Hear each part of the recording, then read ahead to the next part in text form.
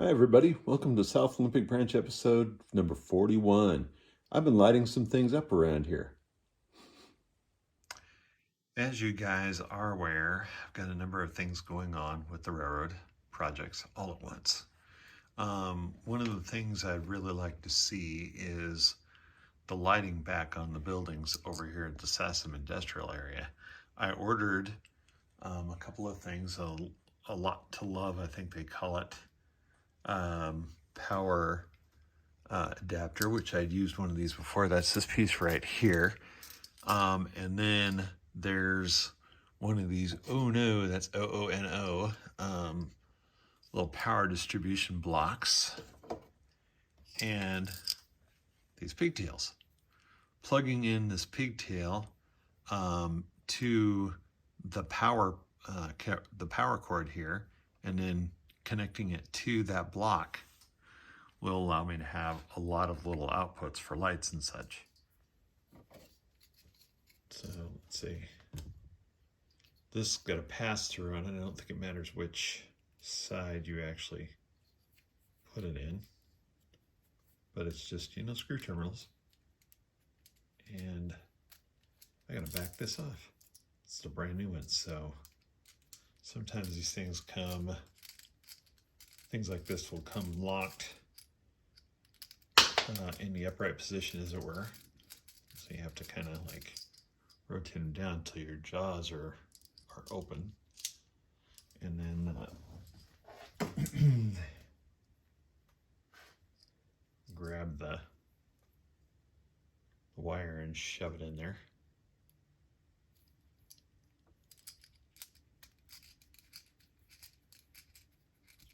Right, get the red one in there.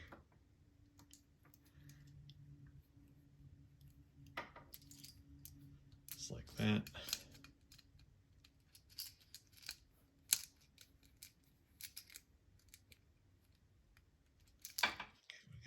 It's nice and snug. Okay. And then that gives us the female to the male here for that. Now, so now I've got this fairly tidy, and I'll be mounting this up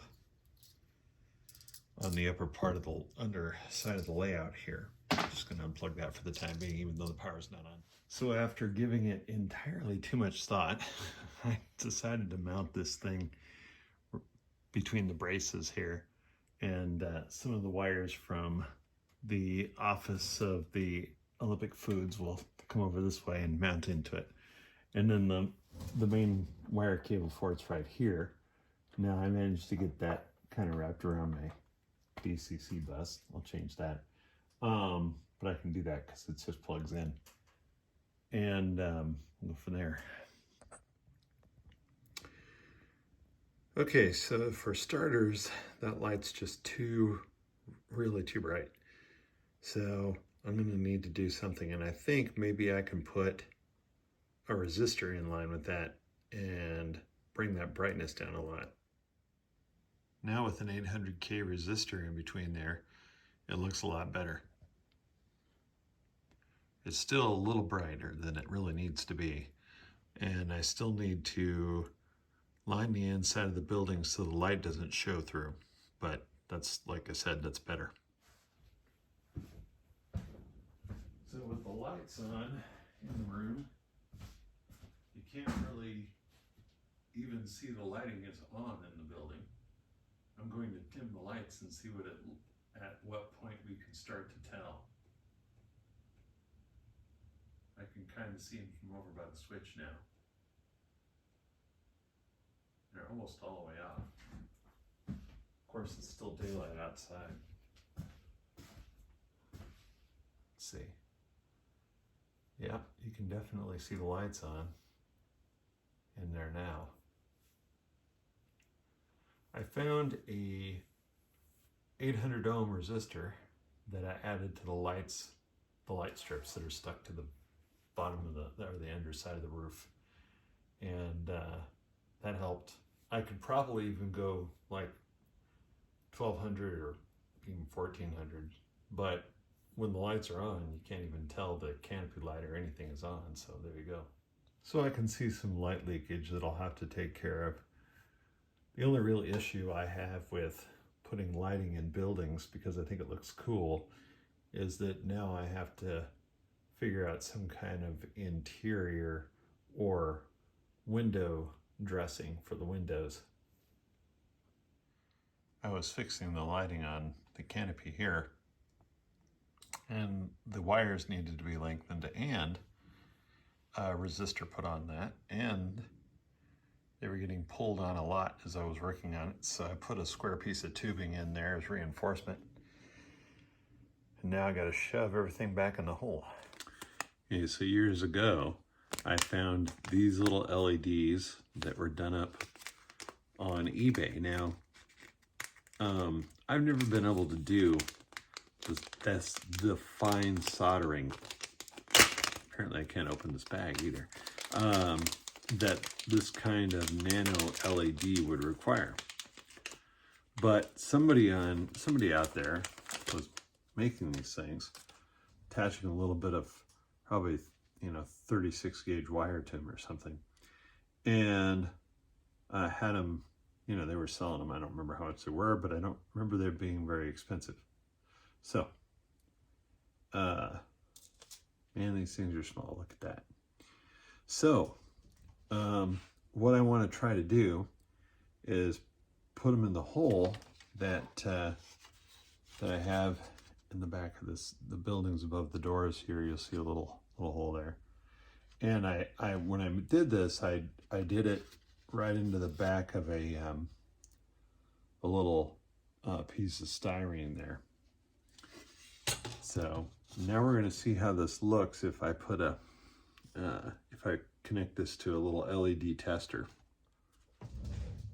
The wires on these LEDs are so flexible that I actually had to solder a thicker, harder to bend wire to it just to get it to actually make contact in there. It's kind of annoying, but there you go. Trade-offs. It's all about the trade-offs. Okay, now let's hold this baby in there. Actually, what I think I might do, let's just push this in there. I don't know if you'll be able to, of course. Of course. Yeah, what do you know? Okay, I can tell that I got some light leak going on there. But all in all, not a bad concept. Actually, that's styrene in a brass fitting, I can tell. These other ones are not like that. The other ones I did up were just styrene.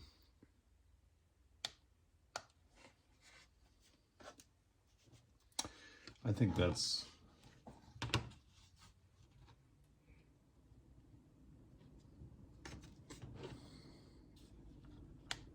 this looks pretty good. The only thing is, I think I'm going to need to probably put at least 1,000 ohm resistor on this thing. I'm going to try a little experiment and see if I can put a couple of beads of solder on this small piece of brass and solder these wires to this to make kind of a area for my power connection, because these wires are so thin. It'd be easier to solder them all to a plate, and then if this works out, I will solder then come back and solder or glue the plate to the building, and we'll see how that goes. Okay, so part one seems to be working out. Let's see if I can get the second wire soldered on here. And then with the red one soldered on one plate, I will solder the the black ones onto another one. See how we do. All right, that looks pretty good. Oh, you guys can't see that. Whoops. So now I'll repeat that with the other one. Maybe I'll even make it so you can actually see what I'm doing here. Let's see. So can you see that? Yep. Okay. Just put four little spots of water. I got 3 lights. And then there'll be a spot for the feeder wire to come up and attach to it.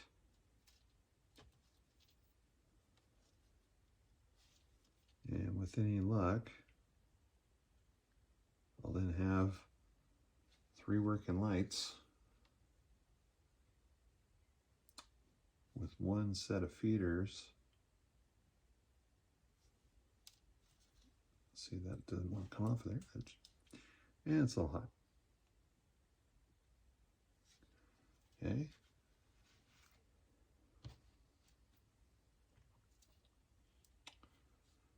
Do number 4 here. Oops. Almost attached that one to, oh, that is sticking to that thing. I guess it's getting hot. Okay. Well, you do experiments and you learn things. So, here we go.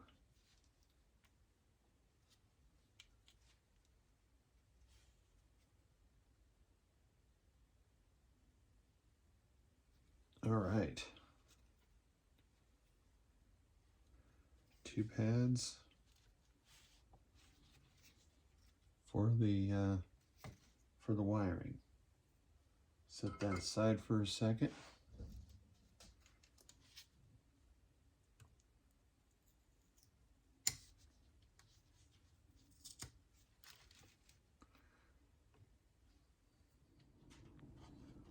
Okay, plugged in my jumpers to the LED tester, and looky there, neato. Now, if the 3rd stage, where I glue these things to the building, works out well, we'll be in good shape. I'm gonna cut off the soldering iron for a minute. Clean this thing.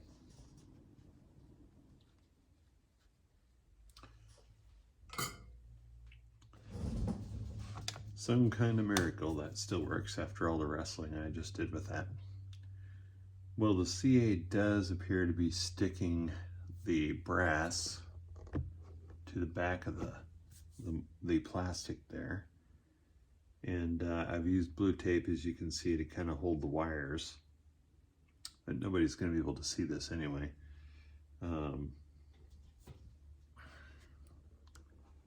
As the old saying goes, if you're looking at the bottom of my model, that's not a good thing. So hopefully this will suffice to get lighting on this thing. I still need to extend the wires. Okay, added more wire and a 1,000 kilo ohm resistor, and we're in business. I think that looks pretty good. To adjust it over this way a little bit, or maybe not. I'll have to test that with the box car, with the refrigerator car later. Looking at this with the lights off, I think I need to try some 1400 ohm resistors.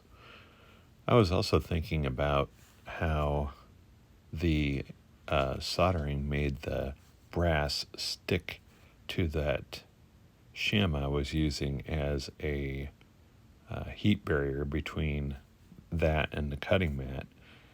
And it occurred to me that maybe I should just let that stick to that and then, cut the shim and glue it to the back of the model. I also need to find some strippers that can strip that 36 gauge wire. If you've got any recommendations, leave it in the comments. In addition to the lighting work I've been doing, I've also been working my way down this side of the peninsula with the ground foam and the ballast. That last part you can even see is still a little bit wet. The Scenery Express order came in. We got a couple of things to check out from there. From Martin Wilberg Studios. One is these bushes. They look a little taller than I would like, but as I was telling my friend Tyler, they would actually, in HO, might actually suit the height of a rose bush that my dad had that was a really tall one. And then this is the, I don't know what they call this. It would be good if they had this in English on the package. But essentially, I think they call it a thicket. And the idea is you can pull it apart. I'll have to check this out and see how it works. I'm hoping to spice up my scenery here. Just want to show how this stuff looks when you're looking at it.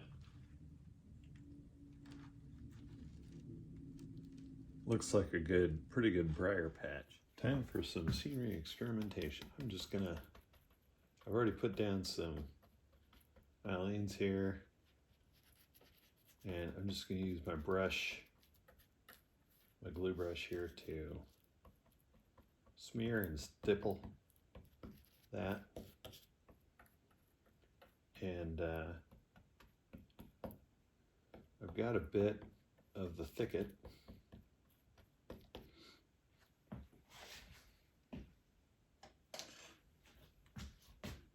And I think I'm just going to put it like right here, but I want to get some regular ground foam around that area where the thicket is going to be.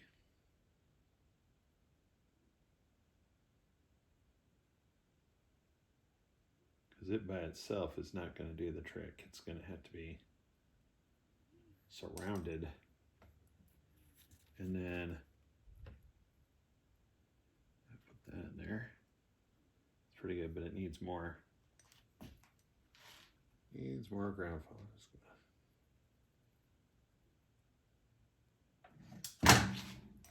And then what that was? Oh, glue just fell over.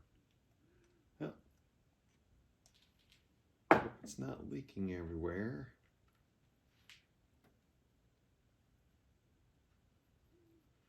Let's see. Oh, let's move this back a little bit. Yeah, there you go. Oops.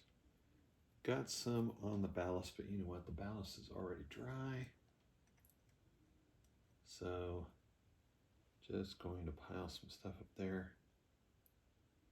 And I'm going to make sure that we didn't break the cap off the bottle. Nope, didn't. Okay, good. All right, so where's my brush?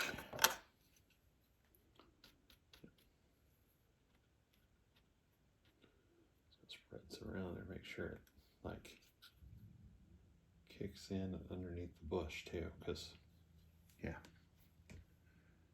All right. Time to mix up some more turf. So I've got a combination of colors there, and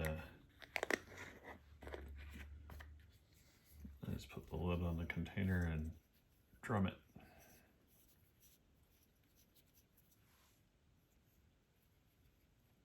So it looks all one color in the video, I guess, but it's not when you look at it in person. Time to spread some turf around this stuff.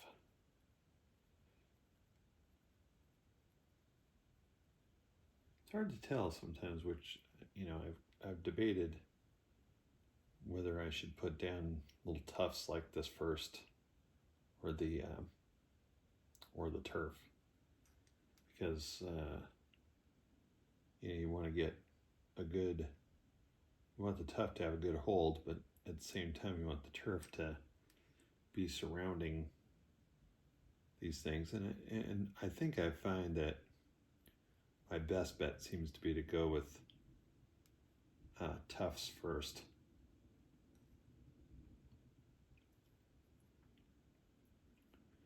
But hey, you be you. Don't want to, this isn't about a turf war anyway. Get it, turf war? I know, that was bad. When I'm doing my scenery, I really like to mix different brands of materials and types. So right here you have some of the Martin Wilberg thicket. That's some of the medium thicket, and then this is some of the lower stuff that came off the same sheet. This little piece right here, should have this some of the lower stuff. This little piece right here is just, you know, Woodland Scenic ground foam. And then over here, like a lot of this is ground foam, but this piece right here is the Heki 1551 product.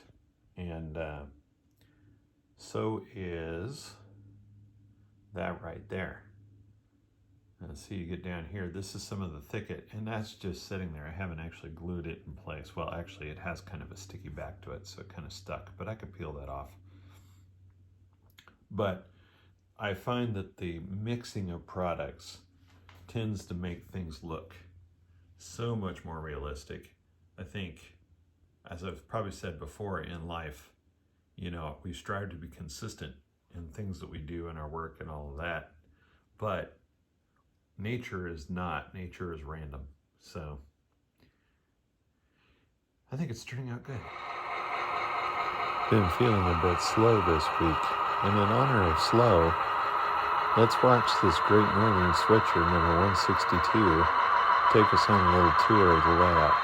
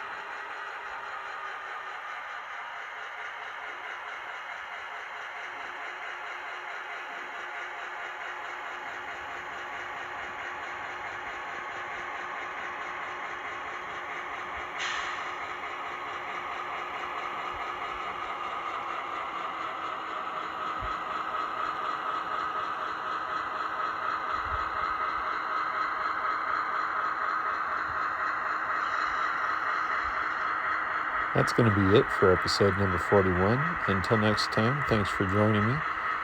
Take care and enjoy your trains out there.